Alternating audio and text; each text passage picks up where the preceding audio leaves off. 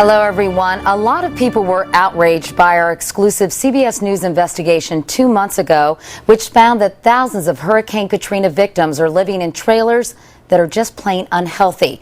Well, today the outrage spread to Congress, where House members accuse FEMA of a cover-up. 2 years after Katrina, 76,000 FEMA trailers are still being used to house families who lost their homes. Many of the trailers have high levels of formaldehyde, which can result in dangerous respiratory problems. Chief Investigative Correspondent Armin Katayan's reporting triggered today's congressional hearing.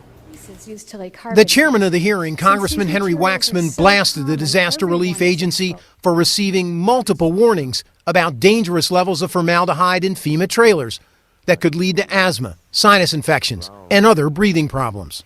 I can't imagine how many lawsuits FEMA's now going to face because they try to cover up. The committee's outrage was widespread, backed by internal FEMA emails and memos that only came to light within the last few days. Documents that revealed agency officials and attorneys consistently rejected repeated calls for testing from its own field staff because they would imply FEMA's ownership of this issue. The thought that someone would put children in that situation. Parents of some of the children testified today, opening a window into nearly 2 years of suffering. 3 of my children began having severe nosebleeds several times a week. It got so bad that this past Tuesday I actually had to go to the emergency room. The stories echoed what we found in our exclusive investigation broadcast in May, which was played at the hearing today. And on May 16, 2007, CBS aired an interview, and we have a clip. I want to run that clip for you. Included this exchange with the head of FEMA, David Paulison. Yeah, because there's dozens of children getting sick, respiratory problems in those trailers right now. As soon as Paulison was sworn in today, Waxman and committee members bored in.